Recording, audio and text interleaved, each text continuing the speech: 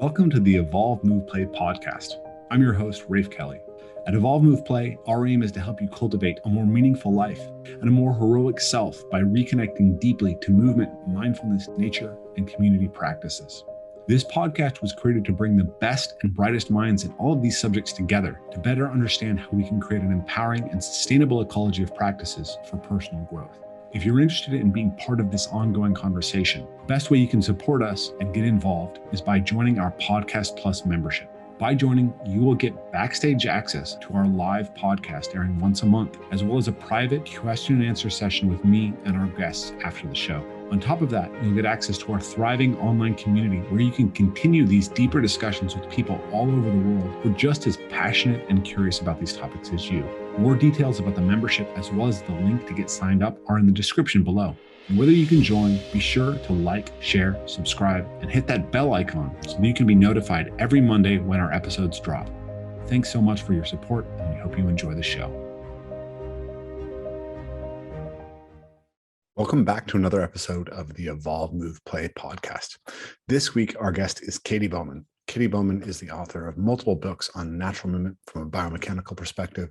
She's one of my favorite authors, one of my huge influences in understanding natural movement. And this time we're going to be discussing mostly her book, Grow Wild, which is about how we think about restoring movement to the lives of the children in our culture and how movement affects children's development.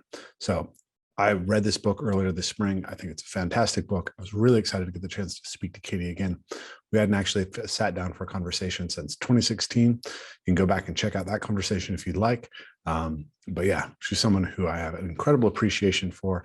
I think her work is incredibly important throughout the movement perspective. So really excited to bring you my conversation with Katy Bowman. So Katy, welcome back to the Evolve and Play podcast. It's a pleasure to see you. Yeah, it's good to see you again. So I really love how you start the latest book, Grow Wild, which is going to be one of the main themes that I want to talk to you about today, which is this analogy of how trees are grown in nurseries. So I want to just ask you, how is a child like a tree? And let's start from there. Well, yeah, I center this book. I think one thing that I tend to use a lot when I write are non-human analogies, because I feel like when we can see sort of like a natural rule applied to something that's not human, it's easier, like it removes the ego out of it, like to try to grasp it. So I often will use other animal examples. And so I chose to go with plants or trees really for Grow Wild because there's this, with plants, it's pretty well understood, this phenomenon called thigmomorphogenesis, which is this idea that a plant has its genetics, and I touched upon it in Move Your DNA too. Like we have our genetics, and a tree's genetics are going to tell you what that tree is going to look like enough to make it recognizable, right? Its bark, its leaves, it's even where it lives is really all contained in its genes, but its individual shape, the way it branches, and how it grows is really environment informed. And so that includes things like access to sunlight and nutrients and what it can get from the ground and from the sky. And it has to grow in a way that is sort of competing for those things, but it's also growing. The thigmomorphogenesis part is it's also growing in response to the loads it experiences. So it has to be strong enough to withstand the winds that come through an area, and there's parts of the planet that are more windier than others. There's parts within your town that are more windier than others. And those winds tend to go in the same direction, right? Like there's winds to landscape. There's snowfall based on where you are. And so trees, especially because they're so large, their shape has to allow them to succeed in light of those physical forces that they have to withstand. And so even the way that their roots will grow, it's to anchor the tree. The way that the trees will branch is to make it successful to bear the weight of snow or other animals. But it's not that the fact that it can do that is in its genes, but how specifically it does that is based on what loads it experiences. So it has to feel the wind in order to put down the roots in the direction of the wind. It has to feel these things that load it to be able to grow in a way that allows it to be successful in that particular environment. And so we are like that too. And that is we don't call it thigmomorphogenesis, but we just think sort of like, oh, we need to exercise to be healthy, but it's like more specific to why the tree needs it in order to be successful in the environment that it's in. It has to feel what that environment feels like so it can lay down the roots and scaffolding, if you will. So for us, that's, our bone densities and it's a bone robusticity. It includes shape, not just the density, but the shape of our bones. And all of our bones are recognizable enough. Like we know what's a rib and what's a thigh, but its actual specific geometry is based on how we were moving as we were growing up. What our active positioning or inactive positioning looked like. And so when you grow plants, and I to stay on with trees, like when you grow trees in a greenhouse, the greenhouse really is trying to isolate, or it's trying to, what is it trying to do? It's trying to remove a lot of the external things that are damaging to trees, cold, bugs, like you can control it. But what they found when growing a lot of things in greenhouses is they also accidentally removed the movement that a plant needs to inform how strong it's going to become. So you get plants that are strong enough to live only in greenhouses simply because they are strong enough to withstand that mechanical environment of a greenhouse, which is no wind, no snow loads, nothing climbing on it or pulling on it. So you get these trees that when you go to transplant them outside, they all fail, right? So what they figured out for plant growers is like, oh, we accidentally removed all the movement. So they've got new technologies like, okay, well, it's not new technology. We need to bring a fan in here so that we can create winds, so that as these seedlings are growing into trees, that they're used to bending, that we get them stronger scaffolding so they don't fail when we put them out into the environment that's not this sort of hyper sterile environment. We need people to actually go touch and bend all of the plants. Like there's all these ways that growers are coming up with it, how to solve there's no movement in the greenhouse problem. And we've done that, but we haven't really done that for people yet. We don't think of it in those terms, but if you think about it in those same terms, it makes more sense. Like, oh, I need to get my kids out early into outside. I mean, we can just call it outside. So yes, it's movement, but it's really the movements that would be found outside. And as we'll probably discuss, many of them can be brought inside and done in inside environment too. But it's just that when you remove all of the physical forces, like really that's what our homes are. They're the same as a greenhouse. They're trying to protect, they're trying to remove the outside elements that are problematic for us. It's just that a problem has become for us discomfort. Like it's not death or, it's just like, it's mild discomfort. We're like even trying to protect us from.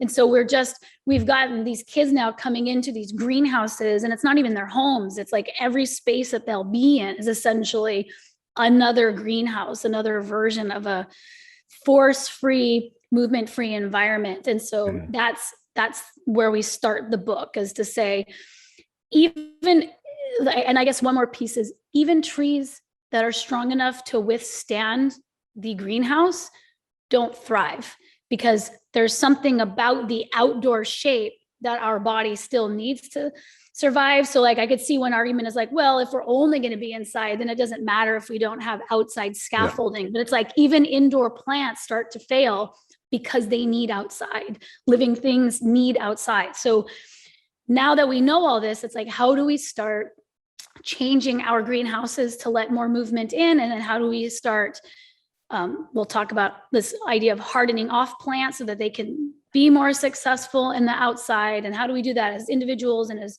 parents or other people in charge of spaces that contain children. It's a couple of examples with my older daughter that popped to mind for me. One is when she was probably a year and a half old, something like that. We took her out to a playground and there was a slope. There was a like just a dirt slope, and she started walking up the slope, and it was really shocking how challenged she was by the slope all of a sudden. Sure. It was overwhelming for her. And so we recognized that that we've taken away this element of slopes, right? This element of unevenness of the ground. And so as this child is developing her locomotor abilities, she's not getting hardened off to all of the elements that the outside contains. And another one that I'm really curious to hear your thoughts on is my oldest daughter, when she was little, she would habitually W sit. Right. And we talked, there was a lot of physical therapists who were saying you have to discourage kids from doing this. This will interrupt their gait cycle. And indeed, we saw with Audrey when she started running that she didn't have very good coordination between her arms and her legs. But I was not big on the idea of like, there's a wrong way to sit, right? But what I recognized was that we moved her from an indoor preschool to an outdoor preschool. And all of a sudden she started adopting a much wider range of sitting techniques. Because it turned out she could habitually sit in a W sit all the time on a carpeted flat floor. Right. But when you added all these other textural things, that habitual seated posture isn't comfortable all the time. You have to adopt a wider variety. So it wasn't so much that the ideal thing was to try to get her to go away from what was natural for her, but to provide a wider variety of stimulus. So I'm curious, like, have you run into that specific issue of the W sit? And I mean, is this how you approach it with people when you're talking about the biomechanics of that?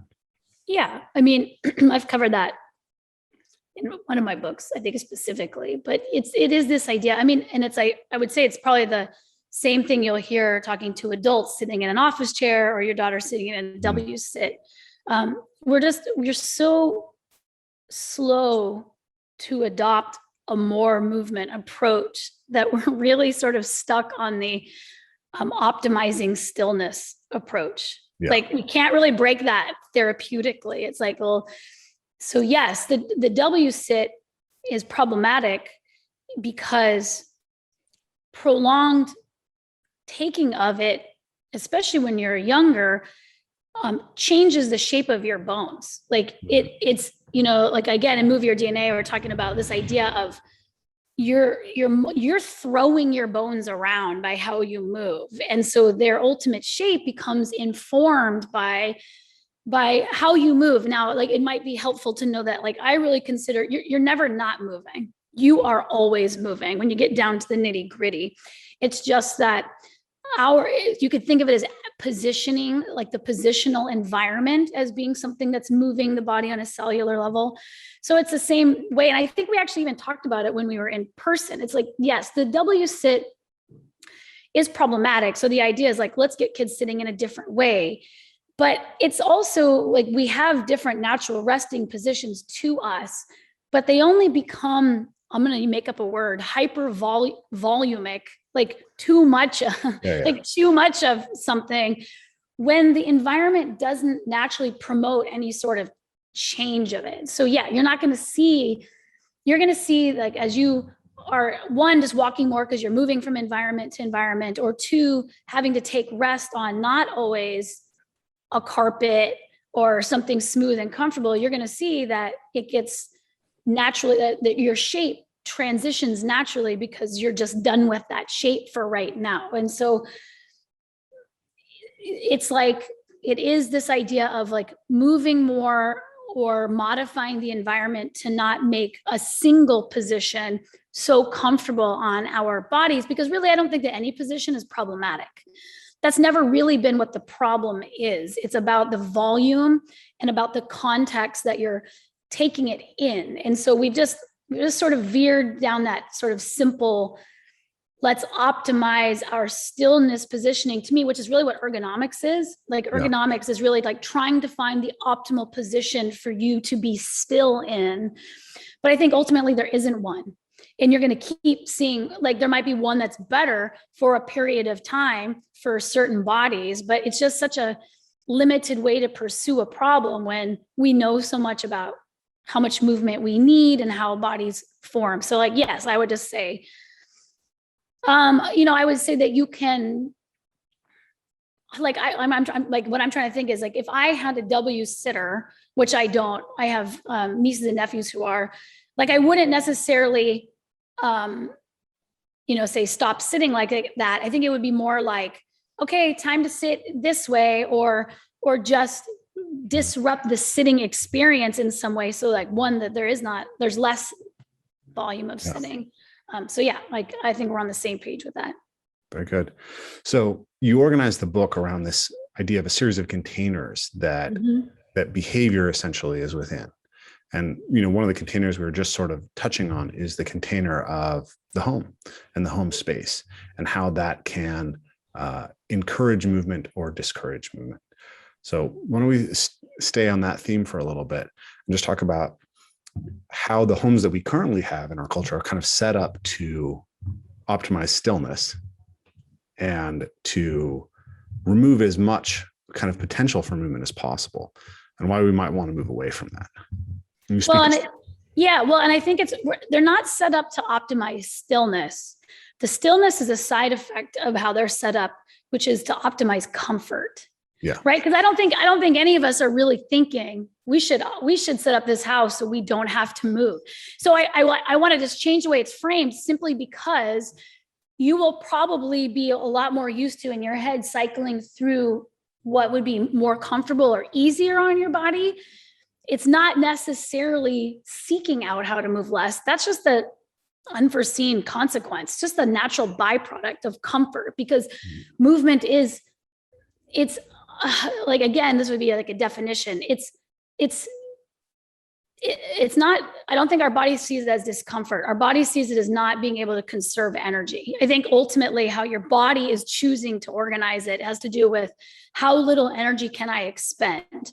And so expending energy feels uncomfortable because you're working against your natural program to conserve it. And so I think that that's sort of the background programming that is also paradoxically in our DNA that's working against us.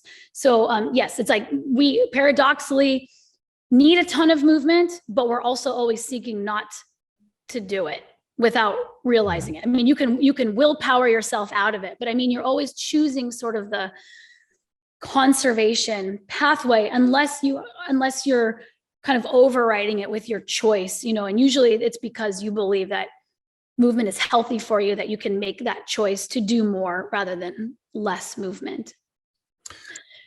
Yeah. So I think this is interesting to dig into, because I think I would lean to thinking that our houses are actually designed in some sense to optimize stillness, that it's not just about comfort and seeking to avoid energy. Because I read your book this spring, and, we've been doing this for years, but after reading the book, it kind of reminded me, like, okay, let's really lean into this. And we just moved to this new house. We have a beautiful yard. So we started having all our meals outside. Mm-hmm. And one of the things that happened was that our kids would immediately get up from eating and start climbing things around the yard. Oh, right. Yeah. Right. So by changing the environment in which their behavior was happening, the same behavior started to invite the children into more movement. And so I've been very interested in ecological psychology recently. And, ecological psychology is basically about the idea that our behavior is very much conditioned by the ecology that we're within, right? What is afforded to us. So when we design a space that affords movement, people will intrinsically be attracted to moving. When we design a space that affords entertainment through screens or entertainment through other things, that actually changes the incentive structures around behavior. So I think obviously we do have a desire to limit our energy exposure, but we also have intrinsic movement drives, right? Like if you sit people in a chair for a long time, they're going to start moving their arms. They're going to feel that sense of stagnation. But if you make it very soft and very soft environment and something that's very compelling for them to be paying attention to, then they can forget the need of that body to move. And like, I find myself just as somebody who's working on my computer in my office with my kids in the next room, like we designed our living room basically as a play space for them, but they'll invade my office to play. I'm like, I don't want you to play in here because it's too disruptive for me. And I understand that as adults, a lot of times we're trying to manage the disruption that children's play involves. And so it seems to me that part of the design of the house is actually to like, and so many people are just trying to keep their kids from getting in their hair, is what it feels like to me. So I'm curious for your thoughts on that. Well, I mean, I don't think that's different than what I was saying. Like, I don't think that you and I are necessarily saying opposite things. But again, I would say that what is the disruption when your children get in your hair? Like what does that mean? Or what is it? I would, without realizing it, I think that we are seeking the byproduct of ease, even in the sense of parenting ease, stillness, less of my attention to go to you. So like a lot of the things that we do are to minimize simply even the interaction, because the interaction takes you away. One, you have to put your energy over here, and maybe you choose to put it in, you're choosing to put it in other places. And it's not to say that the place that you're choosing to put it in isn't an important one for like the survival of your entire families, but it's just to realize, to really tune into how so much of what we're doing. And so comfort, like I would even expand it besides padding, the idea of cushion everything, less of you overall, less movement, less attention, less having to deal with injury, less having to deal with noise, just less. Like we're creating it so as to minimize how much of us like really has to show up to and be involved in what's going on. And when it comes to kids, I mean, I do think that a lot of the rules that we have around house rules for movement, house rules for quiet, a lot of that I think is informed culturally. I mean, the culture, like you talked about containers, I chose culture, and I know you have anthropology, like your anthropologist background. So you could probably really relate to why I chose to do that, because a lot of it is culturally informed, because we have to participate still in a society that has certain expectations for how children are and how they move. And we really perceive kids that are moving around a lot as problematic children, and thus having parents that are potentially problematic in the fact that they didn't do this thing right because they're not matriculating well into society or whatever. So I do think that we need to look around and be like, wow, a lot of our just simply at home time has been made to be more sedentary. And, again, we're not only talking about like running and bouncing off the walls, but simply just not sitting still, doing very little. Like this idea, like you can have movement while someone else is still being productive. Like kids can be on a computer doing school and still be moving more than they are right now. Like the idea that you have to remove all movement in order for them to execute these operations that we're saying that they need to do to fit into the household or their larger community or their larger culture. Like even those don't have to be as sedentary as they are. There's a lot of wiggle room for movement, so to speak. Yeah. There's a lot of space that we could be making improvements and still not even be pushing up against the culture yet. Yeah. Obviously, as an anthropology background and as a kid who was diagnosed with ADHD and taken out of the school system,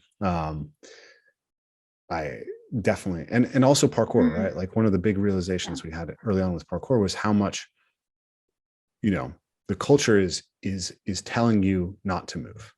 Sure. Right. We see signs all over the place. Don't run, don't jump, don't climb, don't roughhouse. In England, you see signs all over saying no ball sports. You'll see signs saying no parkour. So I have the sense that that our culture is very anti-movement. And as we were talking, this is something that occurs to me quite a bit. But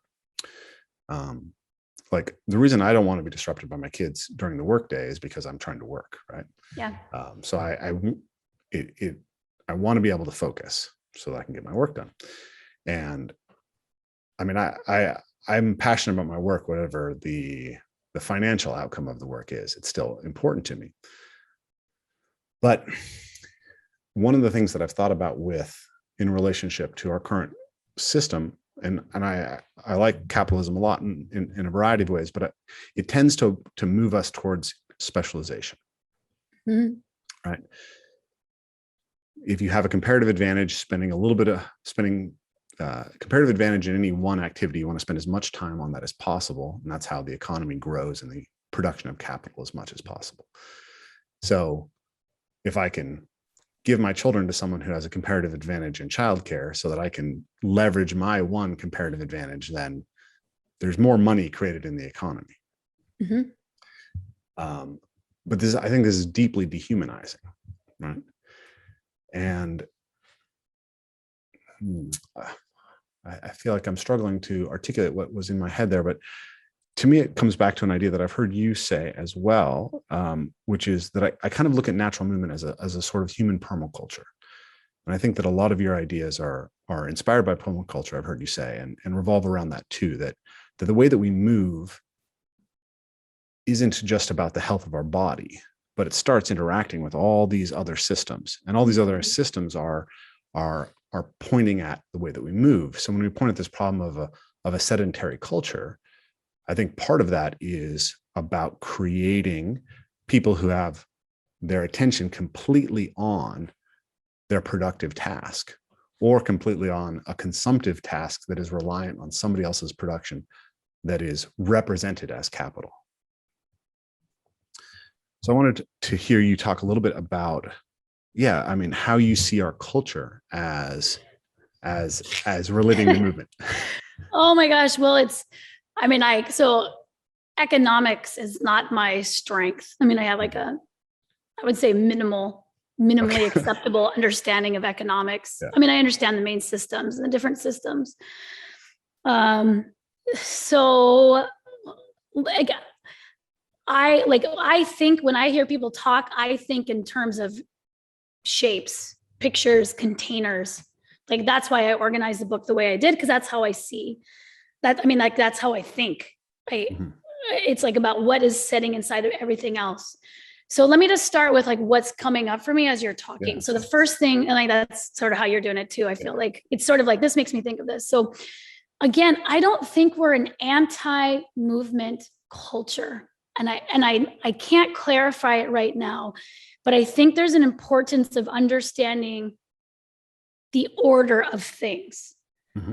So I don't think we're setting up on purpose a culture where movement is not allowed. Why do we have no ball playing, no parkour, no skate? Why are those signs there? They're not there because people don't think, even leaders or rule makers, law enforcement, because they do not think that movement is beneficial or fun or would be valuable. They're usually making them because of safety and litigation purposes, right? So that's an aspect of culture that I'm not sure where that falls, but I feel like that must relate to some economical systems, perhaps even, because I think that the penalties for litigation are ultimately capital, right? Yeah. You know what I mean? You're not going to be, people aren't going to jail as much as they're losing money. Mm-hmm. So it makes sense where you are in a economy. I'm just trying to think of can economies ever be dehumanized? I just think that there are economies that might not be as sustainable. And then you're actually watching me, my wheels are turning right now. And this is how I feel when I go into a class. I'm going to fail this quiz, or at least I'm going to get a C-. So yeah. So anyone who has criticisms, you can just send me things I should read. But I think that they're all humanized because we've created them. We're trying to create a system that serves as many people as possible and allows as many people as possible to be successful. I mean, I think that's what economies are sort of for. Like they're human, like I mean, there's different, I'm sure there's different, I'm most familiar with traditional economies and how those would work. And so like, this is different, but it's this idea that I think we are, and I think of like terms of biology, it's like we're selecting what benefits the economical system rather than what benefits the humans that drive the economical system. Yes. So like when I choose to select for sedentarism, then I can get an economical system that has the advantage, but sort of over the people. And the reason I'm saying it's not sustainable is because the people are the ones sort of driving that economical system. So and I just got done writing a paper where what I'm really trying to say is economically, this global population that is currently sedentary, as a byproduct to progress, like as a byproduct to actually forward thinking, progress, development, better economies, what we're seeing is a huge rise in expense and strain on a medical care system, because why we selected for sedentarism, and it seemed to like make the economy like where everyone could focus, like give your kids to the person who's really good at kids and you do the thing that's really good at making money. And then like, this will all work out perfectly. Is what we're seeing is the growth of the sedentary masses around the globe. And that is very expensive. And so you can only really evaluate a system when you look at all the parts, like the ecology of it. So one of the side effects of like industrialization and the successes that it has brought is it simultaneously has, I'm going to say accidentally, because yes, you sitting in a chair and having everything removed from you so you can work, I don't think you really went through a list of what pros and cons of what that would cost. Like no one's really doing that. You're not actually making an informed choice about it. It's just how the world is. So you end up with like this growing backlog of people not moving.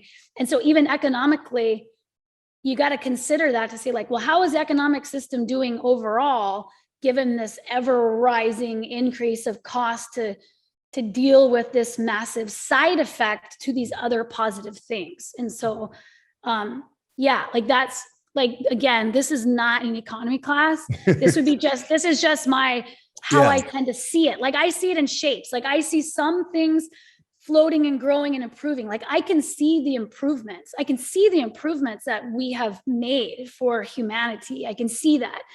And at the same time, I can see this other problem getting bigger and stronger and more complex. And so it's like, okay, well then what we need is to figure out how to replace the movements. Like there's plenty of movements to add back in that don't disrupt the benefits that we have also managed to create. Like I'm not a big fan of throwing the baby out with the bathwater.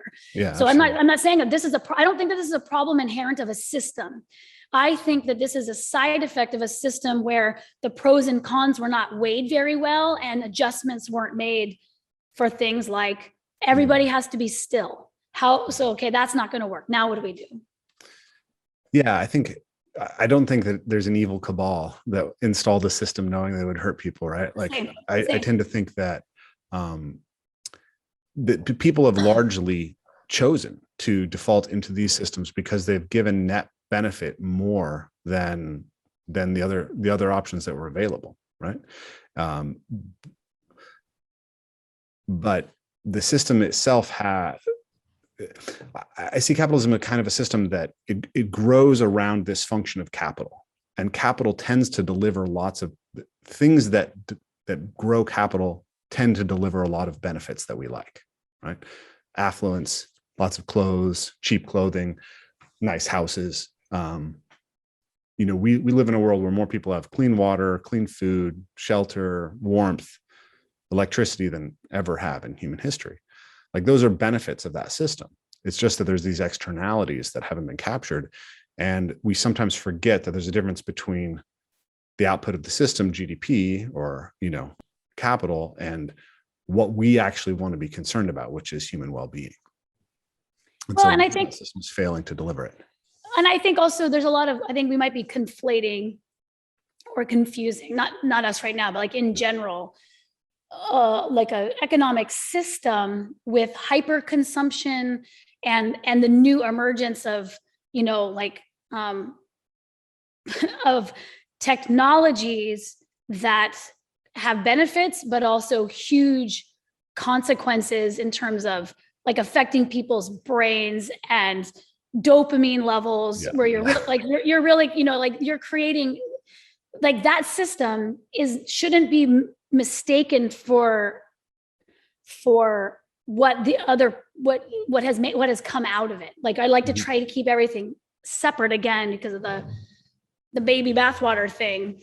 It's like, like you don't have to be pro an entire different system, but you can look at some of these tools and go, like, maybe like as a global community or as smaller communities, to make decisions on how to use what comes up. Like, like, how do we use these new technologies? Do we use them at all? Do we want them to go? Do we set limits? Like, we have no we have very little discussion about how new things affect our local or global economies. Like, we just accept them without a lot of discussion. And I don't think that things like that happened as frequently when citizens of a group got together to look at, like, I'm thinking of like Aristotle, like when politics used to be the group of the people in an area coming together and sharing their points of view and making a decision, like, for the collective. Like, so I just think that there's been a lot of change, and we're in exponential change. Like, it's not just, it hasn't been trucking along. Like, it's just the rate of what we can do, and the rate of waste that has coming based on, like, all these amazing things is coming with such a huge amount of waste. Those two things have never happened before. You've had change, but it hasn't had such a, like in the book, I call it's like your baggage, like the literal waste and stuff that goes behind the system that's making the improvement has never been behind us at this amount, and at this ever increasing amount. So, like, that's really, to me, like, that's the problem that I'm working on my end. Yeah. I mean, not for the world, but like working on how to understand and like how to make own changes in my life and our community's life so that we're creating a sort of different system. Yeah, this is getting a little bit far afield from where I kind of intended, but this is kind of right in the heart of a lot of the things that I'm thinking about and talking about. My conversations, I don't know if you have seen some of the conversations I've had with John Vervaeke from the University of Toronto. He's a cognitive scientist up there. But there's this idea of the sense-making problem, right? That we have, and that our sense-making apparatus is broken down, and that we have these kind of growing crises, and we have to develop a system of sense-making that works better, right? So I think a lot about the idea that. Sorry, now there's too many things. Well, let's talk about movement. Let's just talk about movement, because that's might be a fun conversation. That's really the only thing that I'm qualified to talk about. So let's okay, that sounds good. So I wanted to, we talked about the home, we talked a little bit about culture. Let's talk about clothing, right? And the clothes that we put on our kids and how those impact the way that they move, and how, what should people be paying attention to in that area? Just straight up, how much you can move in the outfit that you put yourself in or put your kids in. So it's like, I think when we think of clothes, the idea is like, it has to visually express what you want it to express. It's adornment, and what you put on your body is, psychologically important to showcasing your authentic self. But I would say that also, how you can move in it is also of importance. And so, kids are being put in clothing, and the clothing can just simply keep their hips from moving, their spines from moving, their ankles, their feet from moving, their shoulders from moving. So I just included as a simple test. Like, how do you test an outfit? Like, what should a kid be able to do in an outfit before it should, be something that they can wear? Because again, it's one of those things where we might not be realizing that, the kid who's just clumsy, or just doesn't like movement or can't do the monkey bars or get on the thing, or is like really discouraged for movement, is often directly related to a physical constraint that you didn't even realize was in the outfit that they were wearing. So again, that's just like another way how culture can promote sedentarism, because like we don't think about clothes are designed for like really this standing still body. I write about books on feet and shoes. Yeah, mannequin, but I mean, just even like just the, like you're making a material, like you're working with materials. It has to be able to bend and give at certain hinges. So just like to give a more concrete example, we took a hike this weekend with friends and we were talking about shoes, and there were some teenagers with us, and they're like, I can't make I just go through shoes. Like I'm wearing out a pair of shoes in 5 months, holes, everything. Yeah. And these are just, classic trainers or athletic shoes. And I was like, you have to understand that shoes are designed with the materials, the amounts, where the seams are, where the bending points are, based on really the average amount of movement that someone does. So you're not going to spend a lot of money. This is back to capitalism, I guess. Like you're not going to spend a lot of money adding mass to a shoe that doesn't require it. Like you're trying to make a shoe that looks good, but also can withstand certain movements. And so what does the average person do? Even if you're buying an exercise shoe, it's like 3 to 5 mile jog or walk 5 times a week. The motion's, straightforward, where they're ranchers. So they're constantly side cutting cattle and they blow out the side of their shoes. Shoes are not meant for that motion. Like clothing is not meant for movement. It's meant to be doing what humans in this culture do, which is sit down in it most of the time. So there are sporting clothes, but we don't call non-sporting clothes sitting clothes. We just call them clothes. So you have to realize that there are active clothes and there are inactive clothes. And for many people, most of what they put their kids in and themselves are inactive clothes. You don't even realize it because we just label it for the active, not the inactive. So, like there's idea of like, you can find things for children that meet your cultural needs for looking a certain way, if you have them for your family or your community, but they could also be the more dynamic versions so that you're not sacrificing or you're not settling on eliminating their movement for how they look in their clothes. And so I think a lot of times we're doing that without realizing that, again, that's a choice that we're making. They're just clothes. It's really hard to see when you're in that sedentary culture that your clothes are part of the sedentary scaffolding, not on purpose, but it's just sort of how the industry came to be. And so, yeah, so luckily there's more active clothes that are coming out, and there are active clothes for kids, but you just have to know, how would I evaluate we're in Seattle, we're in the Pacific Northwest, and the number of kids I see in heavy rain boots, they can't balance, they can't walk, they can go and stay dry in a puddle, but that's about it. So when kids are like, I don't know why my kid wants to like stay out, like they won't stay out longer, they won't walk 4 miles with me. And it's like, well, they might just be hurting. Like their gear might not be right for the activity that you want to do because it wasn't designed for that. So in the book, you talk about your daughter's desire to adorn herself and the clothes that she chose. And this is something that's come up with my kids as well. And they love rain boots, right? Mm-hmm. And I'm always like, I want you to have a thing that allows your feet to move. And both my girls want to wear high heels occasionally. And my oldest daughter likes to wear things that are long and frilly and it's like, we're going out to run around in the woods. You're gonna get caught on something. You're gonna rip something. So how have you found success in, with your own children and the people you've worked with in kind of negotiating that desire for adornment and to, look a certain way as the culture sort of portrays, with the need to be functional? Yeah, well, I guess just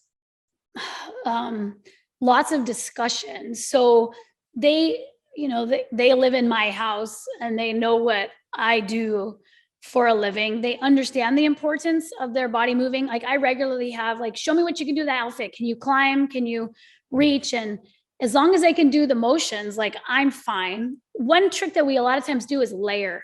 So if someone wants to wear something extra long or extra bulky, I'm like, that's great. Why don't you put something underneath? So if you want to ditch that halfway through our 8-mile hike through the forest, you can. And they just, I find that sort of like the W sitting, by putting them in a lot of situations in what they were doing to see how that didn't work out, I can call on that experience. Like, did that dress or that pair of shoes work on the last thing we did? No. What would you have been better? Okay, well, why don't you grab that? We'll throw it in our backpack. Or, so I let them just through experiencing all the different things we do in clothes and make sure we do those regularly, that they learn how to dress themselves. And then also, like the more creative thing is, okay, we need something frilly, and it's not even frilly. And it's not only my daughter, like I got a kid who likes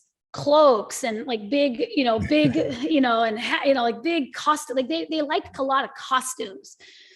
And frankly, who doesn't want to wear a cloak like through a forest? Like they want that. So it's just, you just learn, like, how heavy is that? Are you going to carry that the entire time? And like, let them deal with some of the consequences and know that part of my outing is going to be less comfortable for me because I have to parent them through them learning. So like, that's, again, that goes to like a lot of the decisions of like, you have to wear this or you have to do this, is to make it easier on me so that I don't have to be with them as they go through that learning experience for themselves. So I try to remove myself from sort of that authoritarian and just be like, you're going to wear that? Great. Let's see how it goes. And then they go and they have an experience. And then I have to deal with their unhappiness with the experience. And I don't have to say, I told you so. I could just be like, oh, bummer. Yeah, those shoes did not work for that. Okay, well, we're going to go climb that. You can stay here, or you can take off your shoes and try it barefoot if you want to do it. So like, that's more my style of parenting, is let them get out and do the thing and be a good reminder later on. It's like, how did that work for you last time? Like, did those do well in wet? And then they'll be like, oh yeah, no, not so much. Okay, I'm going to get something else. Like that's my solution. Yeah, I think, it can be more uncomfortable in the short term, but hopefully more empowering in the long term. Well, it's just, like, that's like,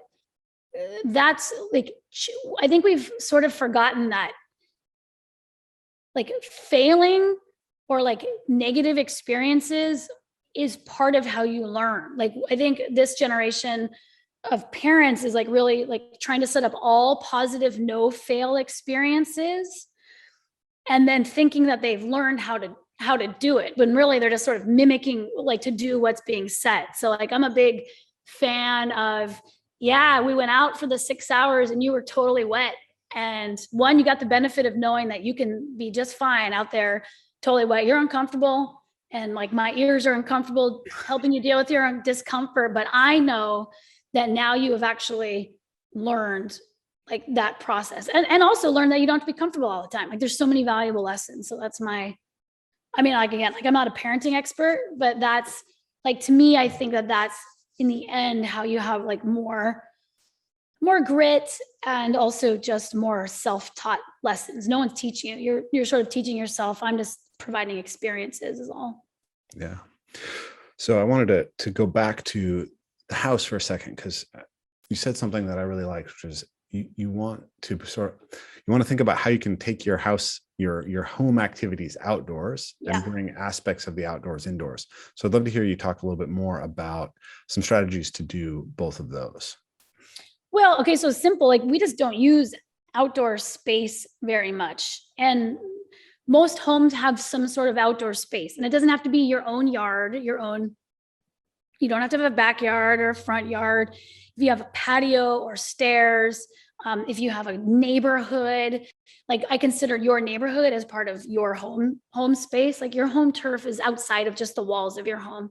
So it's this idea of how do you do more out there? So it's simple. You were talking about like, we're just going to eat a meal outside. We're just going to take our bodies 10 feet over and put ourselves outside, because a bunch of more movement happens once you're there, because humans are very, like all other animals, we move in response to the environments that we are in. It's a reaction. Our movement is a reaction to the environment.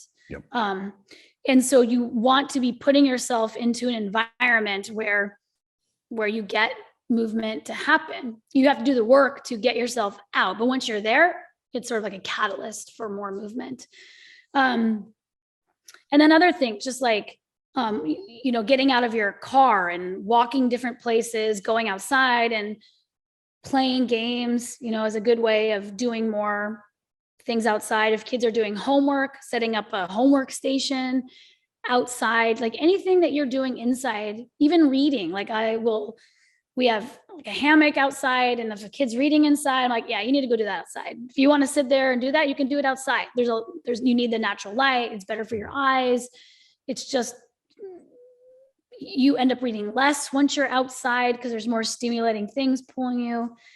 And then also similarly to that greenhouse, so yes, you need to take the plants outside of the greenhouse to get them used to the outside world. But also remember, we were moving plants in the greenhouse. And so how do you make your greenhouse more dynamic? I'm a big fan of like jumping. Kids need a lot of jumping. Grownups need it too, but kids are really setting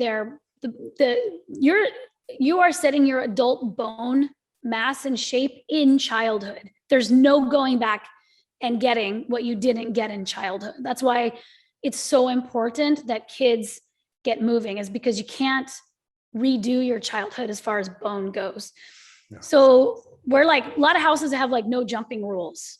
We don't want you to jump and we don't want you to get hurt, but you can have a methodical, safe place for jumping. Like you can put a box up and like, this is your jumping zone. So you can jump and make this higher and like let them do that. And jumping, I think we think of as like an outside natural movement, but it can be brought into the house. It can be brought into the house well. It can even be brought into the house in a non-disruptive way. Like I think that when I need to go into the zone that you're talking about, the creative, still working zone, I have found that I can build a movement space where they know exactly the type of movement that they're going to do there. And I can get myself a free hour because they're just going to go try that movement thing again and again. So that would be an example of bringing it in. Our indoor monkey bars, something to hang on inside the house or climb. Gives kids, it's making that environment trigger more of these complex movements that we want. Again, these skeleton or body defining movements that they need, but they can't get whenever they're home with us, which is a lot of the time. Last year, it was even more so, yeah. Right? So it's like, what movements does your home offer?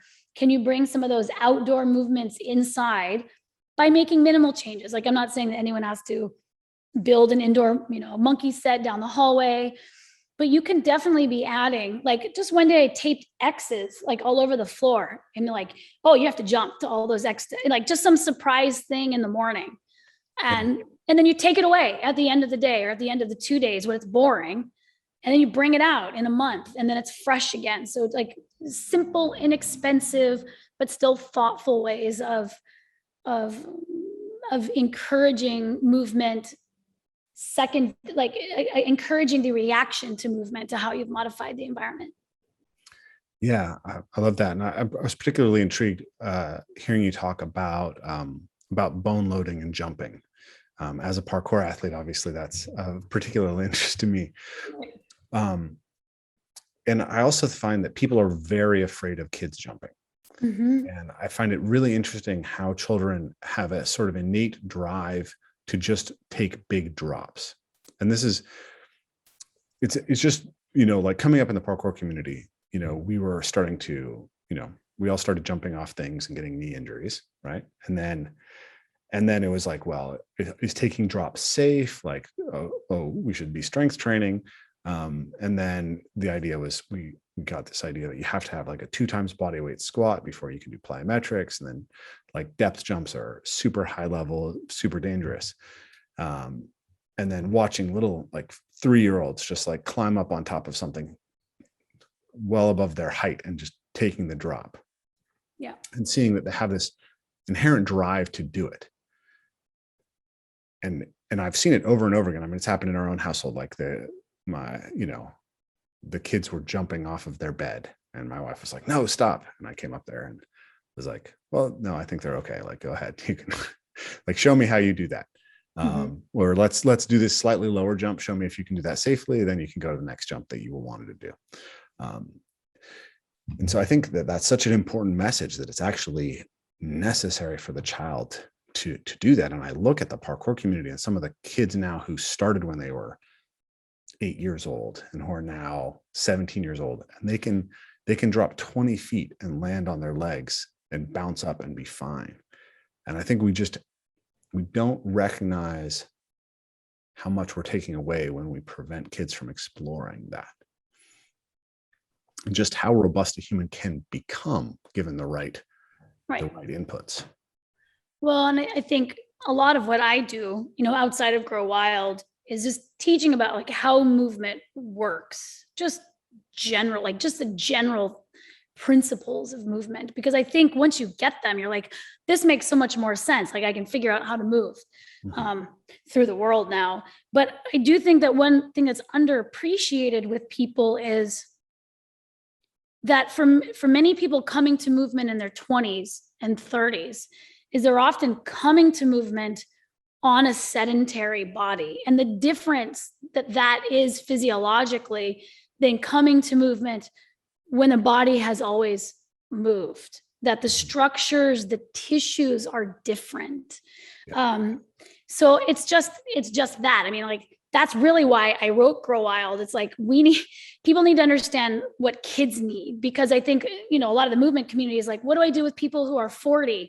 And it's like, well, it depends. Were they always movers? Are they new to movement? Because it's hard to take a bunch of bodies that have never moved before and then, they see this thing that they want to do that's amazing and challenging, and they do it and they're injured. And you create a cycle where, whether you meant to do it or not, the side effect is people start seeing exercise or movement, especially, some of the more challenging movements, they see them as injury making. Like it just gets put into like, you can't wear minimal shoes, those are injury making. And it's like, well, there needs to be, we haven't hardened our bodies off. Like we went from the greenhouse, and you have to keep in mind that we are a full-grown tree in a greenhouse.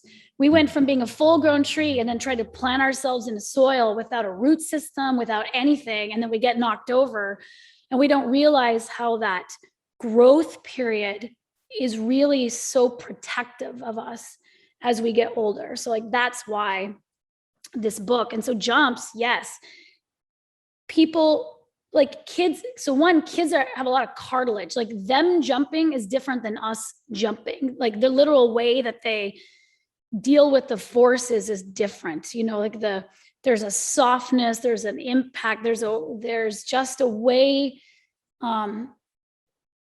that the physiology supports a lot of jumping around that age at a particular volume. And it is very innate. It's just like, I got to do this. It's like, there's an internalized program for exploring the world through jumps again and again and again. And I would say that you'd want to cultivate that. You want to cultivate your children's reflexes to jump and hang on things. But we tend to want to discourage it because it's unsafe. But I think in the long run, it's only unsafe if the environment is unsafe. So like, I think I talked about hanging in the book. Yeah. We don't want kids to hang in the house because we don't have things that are safe for hanging. Yeah. They're climbing up, they're on the handlebar of the oven and it rips off and they fall. Like we went to a hotel when my daughter was really young and she climbed up on something and pulled the whole thing over in the bathroom, some glass metal rack. Like they don't have we've never had so many unfixed climbing things. Like that's what's unnatural about our like our environments is like, if something's fixed and climbable, like you're going to go up it. But these are all just furniture things that pull over easily because they were not designed, just like shoes weren't designed perhaps for you to cut to the side. These climbing things that kids see as climbing things, I'm looking at a rack behind the computer. That's why my eyes are going like this. It's like they're meant to set things on. They never thought like everyone would know better than to pull it towards you because it has no resistance to that type of movement. So like, that's why jumping and you can scale them. I have a great video of my daughter who's always been very tenacious in trying to learn something until she's got it. Like she just hammers at it till it's done, trying to learn a jump. And like, she like got up on something and she went to the edge and looked and she like jumped off. And like, she just came and she just did it again and again and again until she could figure out how to land with her knees. And it's like literacy. It's just the same thing. Like they are trying to learn how to read the world and read it with their whole body, not just their eyes. I think we're like thinking like we're supposed to be reading the world with our eyes and seeing everything. It's like, you got to read it with your knees and you have to read it with your hips and you have to read it with your bones. You have to read it with your feet.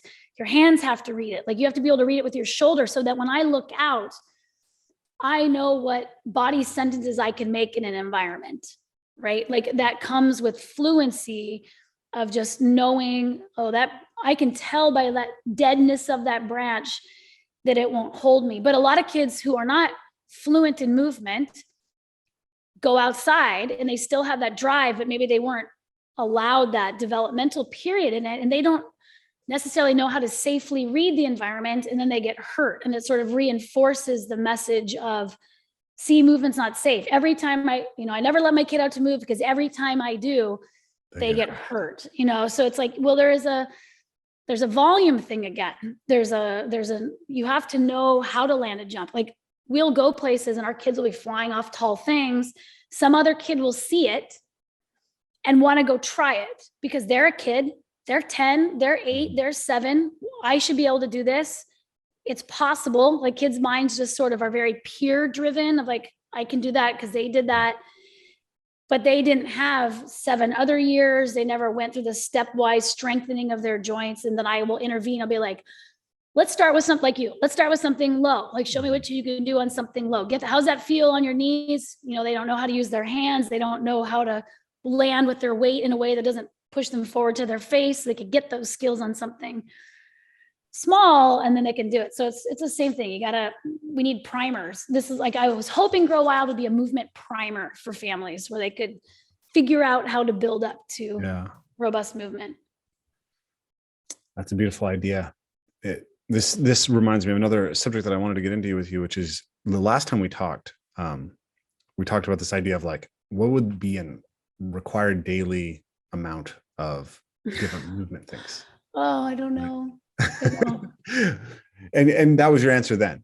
And it's a good answer, right? It's great. I'm consistent. Yeah. But since then you've introduced this activity tracker, right? Yes. And I thought that'd be a great subject for us to discuss a little bit, because I think it's a great way for people to look at, even if we don't know how often you need to be in hip extension or, thighs back, we can recognize what it looks like within the ecology of our overall behavior and start to compare it to what the lifestyle we might want to lead or might look like a natural movement would look like. So talk a little bit about this activity tracker that you designed and how people might utilize it. I'm so happy. I don't know if you can see it on my face, but I'm so happy because that activity tracker is really important. Yeah. I think it's a really important step to going like, oh, there is like if you're looking at movement, like food, like nutrition, it's like, what would I be looking for as what are separate nutrients? Like right now, our nutrients are cardio, strength, and flexibility. And like, that's not really what I'm talking about. I'm talking about where are the cells moving in your body, for one, right? Like there's a lot of different levels at which you could evaluate this, but the activity tracker is like, okay, you can use this whether you have kids or not kids. Like you can do it for yourself. It doesn't matter. We are all doing, just with quotes around the word doing, every minute of the day, or you could say we're all moving. Well, I see as a biomechanist, we're all moving. But people living lives probably organized less by movement and more like, what are they doing? I'm working, I'm schooling, I'm commuting, I'm cleaning, like you think more in terms of the activities that you're doing, which is fine. So then my question is, well, what are the activities of the day? So the activity tracker is a chart where you, down one side of it, write down the things that you do. Let's just say in a day, an average day, you can fill it in for a week if you wanted to. So you fill that in, and then across the top are, what are the movements that are utilized or created by each of those activities? And then you fill in the chart. So, and it's not only arms and legs, it's like bone loading. It's, I think in terms of like, people will say cardio, but I think in more of like, are you using your full range of motion of your heart and your lungs? So it can be really consistent with ranges of motion. Do most of your activities have your eyes on a screen? Okay, well then we know something about the muscles in your eyes and the ranges of motion that they're in. They're in a very limited range of motion. So you fill in this chart, and then when you're left, you see, like if this was a diet, you see sort of the holes or the nutrients that you're missing. And then it's like, okay, well, what activities would move you in the ways that you're not currently getting? And then one, can you add in those activities? Can you swap some of those activities for other activities that are kind of moving you in the same way as you're getting too much of, perhaps? Or the other way of using it is, because we're not all activity malleable. Like with kids and activities, you're usually as a parent choosing, oh, I really want my kid to go to this music lesson. Oh, I want my kids to play this sport. Oh, I want my kid to like learn chess, or they're spending this much time gaming. We think of kids and what they're doing in their free time as activities. But another way of looking at it would be, how can I take the activity that they're already doing and add more to it by just changing some element, moving it outside, bringing in other people. Like maybe you got a kid, like we have these friends who love playing street hockey. These kids were just playing pickup street hockey. Well, one of the parents of one of the kids is like, wow, you're really good at this. And like, we're going to sign you up for a team and like an official sport.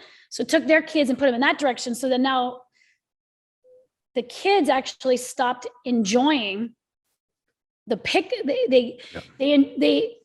they didn't enjoy the lesson and the structured event as much as they liked just playing in the neighborhood with their friends. And then the friends couldn't play anymore because half the team was gone now doing the lesson. So it's like, if your kid really likes something, does it have to be in what I would call a very structured activity, or is there an unstructured way of doing it, which I know that you like play a lot?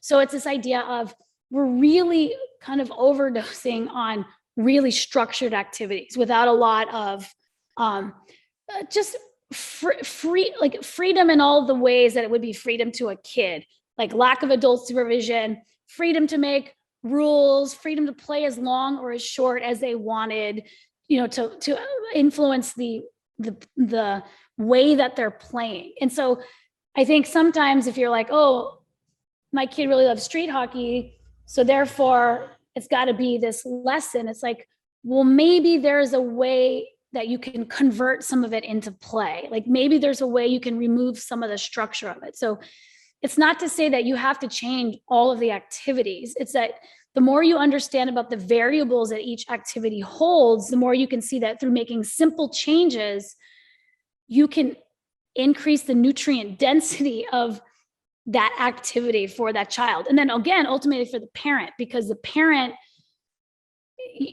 the kids are getting more of what they need during that bout of time. So it doesn't fall on the parent to then again figure out how to make up, like you as a parent are not responsible for facilitating every need of your child every minute of the day. Like they're getting it from a lot of different ways. But I think we actually are sort of over influencing it without realizing it by going to all structure, like we're trying to make it easier, or maybe that's just the way society in certain areas works. But I think it's influencing the outcomes that we're seeing with kids moving less, kids playing less, kids doing less outside, and then kids doing less with other kids doing less with people in their own neighborhood. It's all sort of, as you were talking about earlier, it's like we're specializing. Without realizing it, we're specializing in doing like such a narrow range of things, mostly by ourselves, that there's, going to be consequences to that, whether we see them now or not. Yeah. Yeah. I wanted to talk with you about play in particular. The specialization thing is really,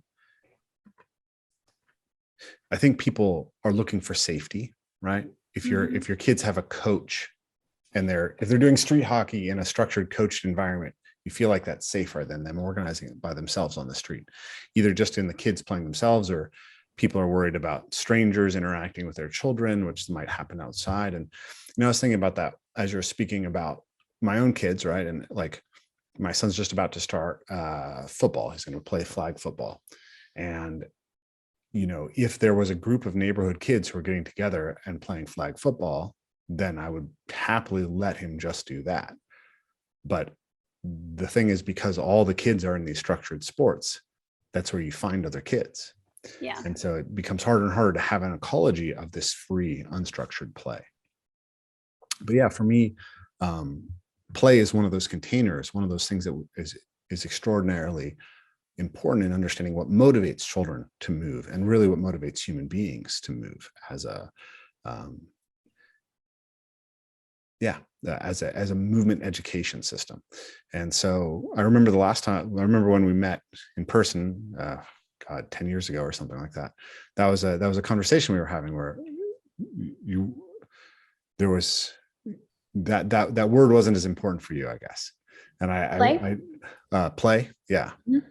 And I looked at, at the end of the book here, Grow Wild, I looked in the index, and play isn't indexed as one of the words for somebody to search for. So it's at the beginning of the chapter on activities, right? You talk about play as one of those activities. But I have this sense that children have an inherent drive to play, and that's how they engage in movement education on their own. And that they're seeking out stuff that's relevant to them, and that is coded as play. And that in fact, in adults, that continues in human beings more so than in any other animal. And it's still a system that I think we can leverage a lot more to get people moving. So I was curious how you're thinking about play has evolved and its relationship towards building a culture that's more movement friendly. Yeah. I mean, I don't really speak to play all that often. I think I tend to go with unstructured movement. To me, that would be probably as close to play as I'm going to get, because I know that there's a whole bunch of people focused on play and the research of play. So I can leave that play discussion to them and those nuances. For me, what I'm really trying to get across in my overall work is a category of movement that I would call labor. So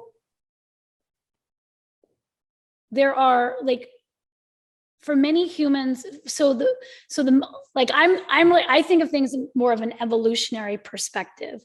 So is there play? I mean, play and evolution are, I think, both in your taglines, right? So, but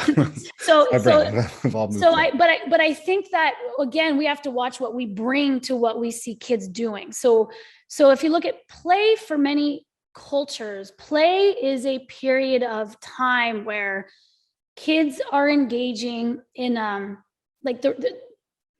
they're sort of free from responsibility. So play to me is a freedom from responsibility. You're not the outcome of whatever you're doing for play. You are not, no one's depending on that, perhaps. Mm-hmm. But I see that we actually are dependent on what children, especially I'm thinking of traditional cultures, hunter-gatherer cultures, what we are collectively dependent on as a group of the outcome of those children's play is that they get the skills of what they're choosing to do for play that will go on to contribute to the overall group. And so the play of children in, let's say, like more traditional communities is the child version of what the grown-ups are doing. It's really specific, the types of play that's happening. Now, of course, that's what they're being exposed to do. But I would say, like, in that intact environment, you're learning how to fight.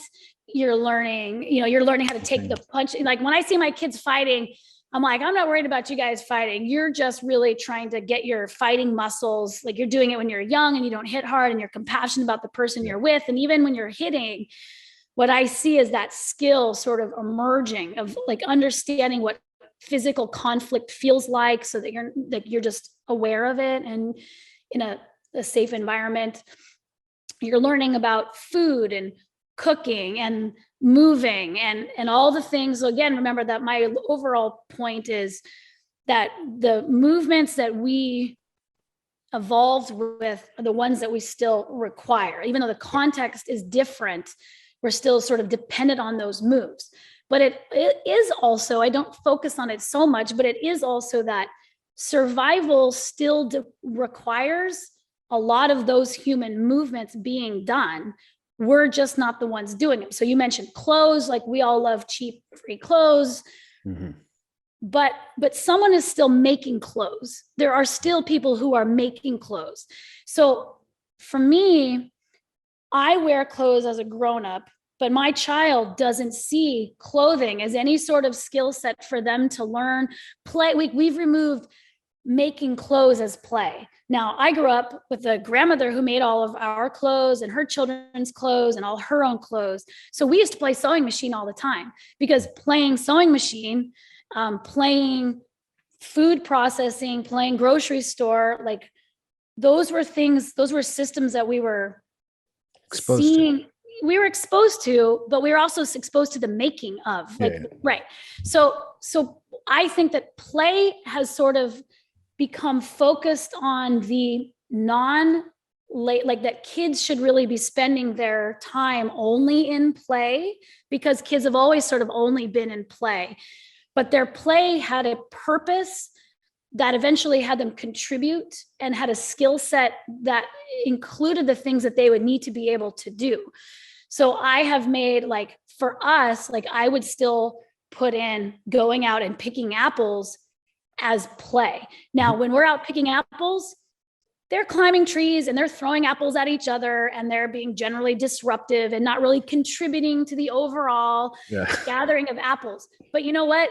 They went out with us. They did carry stuff. They picked, they ate them. They filled their own bellies with apples, which is another hallmark of play, right? The kid is sort of meeting their own needs a little bit for the first time, but this adult still has to supplement that. So I think for me, that's really what I have chosen to focus on, is we could call it responsible play, or play where they are learning, they're dabbling in responsibilities in a playful, unstructured, responsibility-free way, but it ends up moving them in a way that not only got them the movement, but made them overall able to contribute to society in a way where more individuals are meeting more of their own needs, rather than looking to so many other people to meet their needs. So again, so to me, play has been used to mean other things besides the situation of it. It was really just the responsibility-free movement, unstructured part, which I appreciate and I think that children need. But for me, I've chosen to focus more on what the movements that I call labor, moving for the things that you need, but in a playful, responsibility-free way. But then again, with that caveat of saying, you actually are responsible for learning these skills. Like, we just don't, you're not responsible at the end of the day for what you produce, but you're responsible at the end of your juvenile period for being able to move to being a more capable adult. Yeah. I mean, I think that's pretty aligned in a lot of ways, right? Like, I'm, my perspective is deeply evolutionary, right? And I can see that. So what's interesting to me about play in the problem of physical culture is that people are told they need to exercise, or move, and mostly they don't. And Right. it's because it's viewed as labor, it's viewed as drudgery. And the motivation system we tend to try to leverage is something like shame, right? You're going to look bad if you don't. You're do this. lazy. Die, Yeah, right. But I see children have this intrinsic drive to move, and it's like that movement that's inherently enjoyable. That seems like this rich source of getting people to dig down into these things. And but I can see also that play as a drive can be hijacked, right? Gambling is play, right? I don't know. I don't know if I'd put play in gambling, but I think I'm not play related. Or video games, right? It's a system of intrinsic motivation, and we can tap into that system. And you're talking about reward system, like you're talking about the brain pathway of reward. Well, there's specific reward associated with play. Like Jaak Panksepp was a neuroscientist who discovered specifically the neurocircuitry of reward around rough and tumble play in particular. I believe that when you're playing a video game and you feel rewarded for smashing somebody, right, or shooting somebody in a first-person shooter, that's what you're tapping into. But you're not getting all of the movement nourishment that you get when you're actually moving and playing outdoors, right? And so we're trying to give people this evolutionary perspective and get people to play. But one of the roles of play is that it increases behavioral flexibility. So it's not just that you learn the skill, but you learn the capacity to learn skills. That's one of the reasons why I tend to think this is a really important aspect of the conversation around natural movement, is how do we understand what that was? And when we look at hunter foragers, the way that children play is basically just replicating the behavior of the adults, right?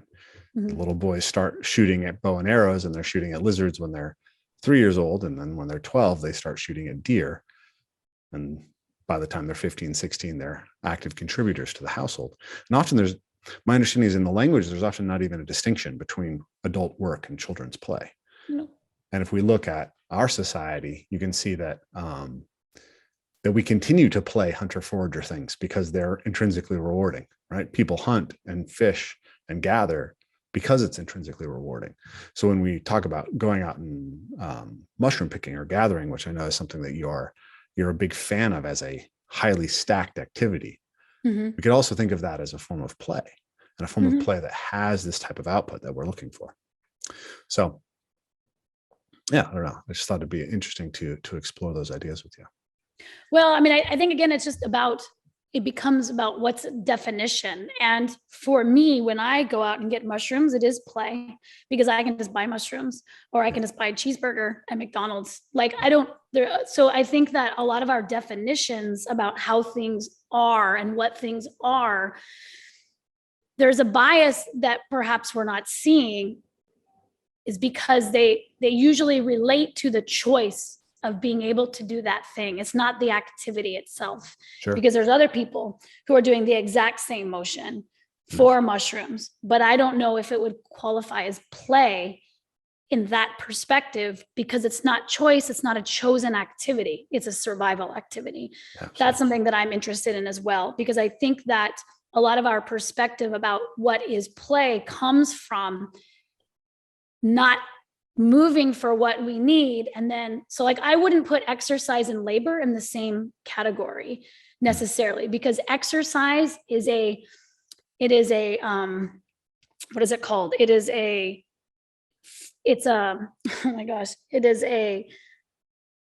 sleep, leisure, occupation, it's leisure. It's a leisure time. Exercise is a leisure time physical activity.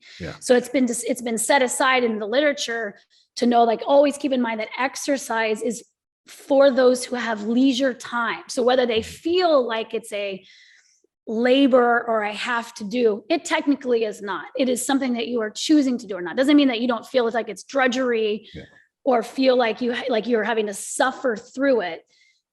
What makes that different than labor is the choice, the position that you are in overall.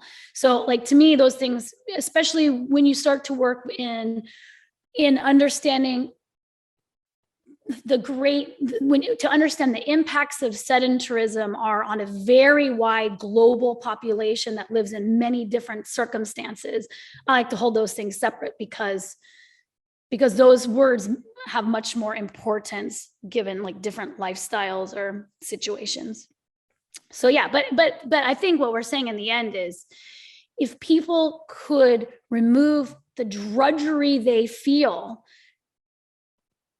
that like if they can remove the feeling that to move is drudgery, to have to move is a negative, right? Then it would be so much easier. So you're like, if you could just come up with unstructured, fun ways of, meeting your physical activity requirements it's still exercise in that way, but it's not like, it doesn't have to be repetitive. It doesn't have to have a mode. It doesn't have to have, these set times, like that. It could be brought to you in a lot of different forms, and more people would be on board, and you would be able to get your daily physical activity to increase once you realize that there was many different ways to approach it, I think is what you're saying. And play or playfulness and just being, a body rolling around on the earth, like feels good and is a source of joy. And it does not have to be drudgery, I think has always been sort of what you're bringing to the table, letting other people say, like, you can have fun doing this. It's not something you have to suffer through. Yeah. How do we tap into the motivation that gets us getting the movement that we need to be healthy? That's at the fundamental of what I'm interested in. I realize that we're nearing the end of the time that we scheduled. I have one more question for you if you have the time. Sure. Because I think that in some ways, that play perspective, it's open. I think it's a very powerful lever. But there's something that I think that there's another layer, which is related, which is what you're talking about, which is where we start to think about how the way that we move sort of impacts responsibility. And I've been thinking about this idea of, there's this idea of the movement culture, right? We have a culture of movement, or you could say that within any culture, there is a culture of specific movements that people do. And we've lost a lot of that. We don't have the street games that we used to have, or people don't get together and bowl. They don't get together and engage in the physical activities that we used to. So we need to recover that. But I also have this idea that a lot of what you're talking about is, how do we get more movement into our culture?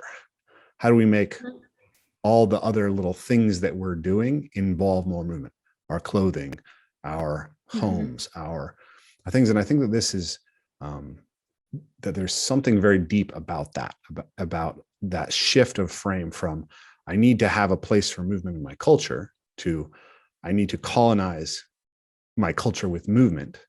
And also such that it changes the way that we are behaving, so it's more ethical and more responsible. This is something I think that is really at the heart of what I see from your work. Is I don't just want to move differently for my own health. I want to move differently for the health of my community and the health of the people around me. So I wanted to offer that to you as a final kind of theme to share your ideas around.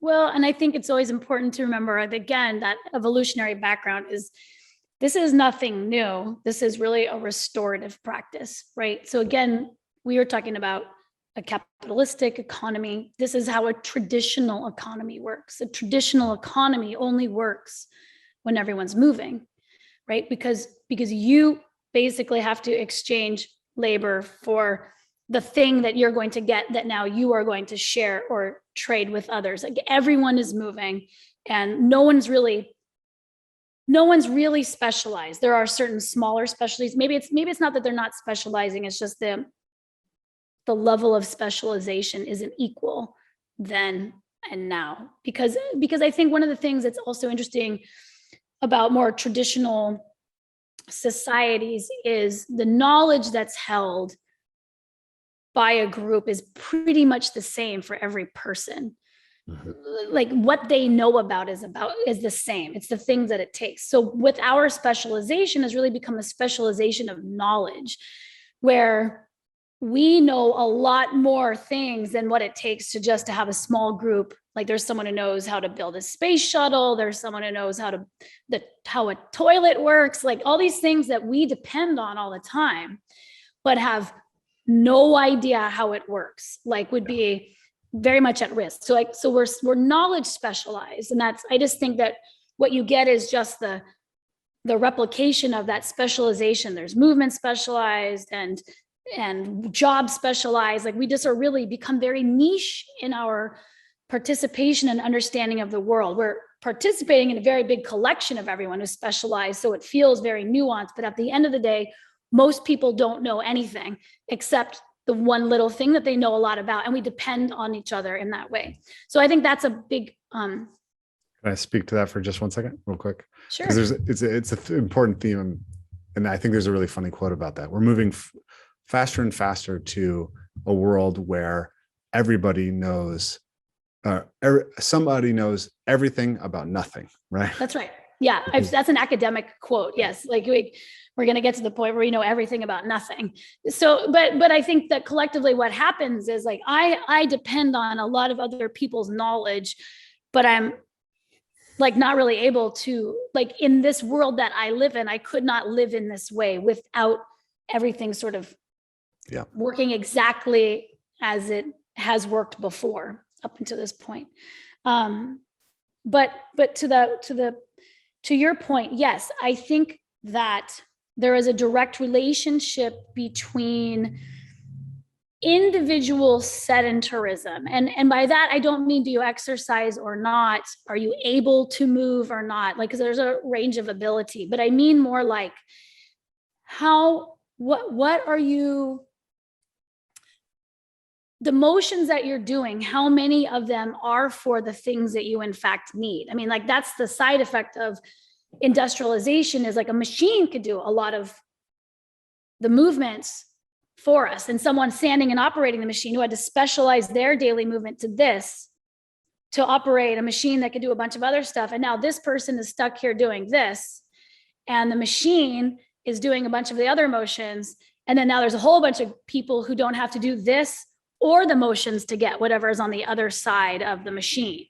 And so what you get is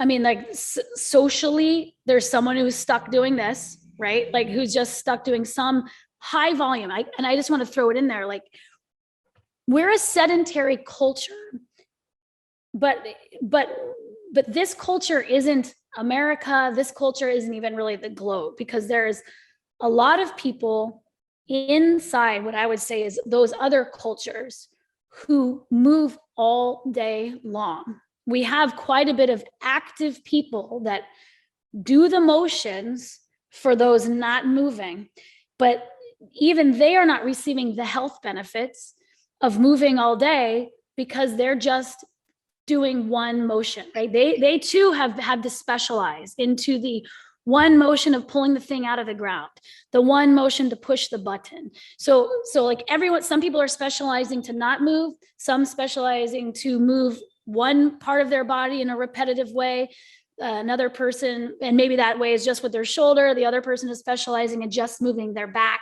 And so like all of the movement systems are sort of off. So by doing more movements for the things that you need, you sort of free up.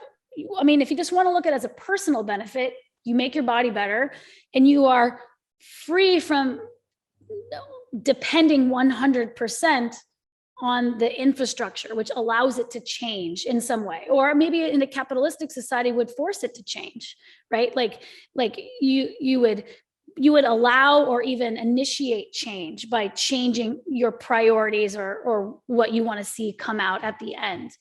And then just like ecologically, the infrastructure takes a lot of energy, right? So like active transportation, the idea of, does anyone think of walking to work as play? I think yes. I don't think it would fit everyone's definition of play. But until you go from driving to work to walking to work and you realize, wow, I get a lot more joy in my life by walking to work, is that considered play? I don't know. Is it going to reward you in some way where you're like, I had to figure out how to make this happen? It's like a game. Like, can you shift the pieces in your life around enough to reward yourself through movement and some physical activity? I don't know if it would qualify. You can put that into the play supermind and see what kicks out on the other end. But yeah, I mean, I do think it's about responsibility, but I think that it's not to take away the individual benefit, but I think it makes us a more responsible society overall when we recognize all that comes with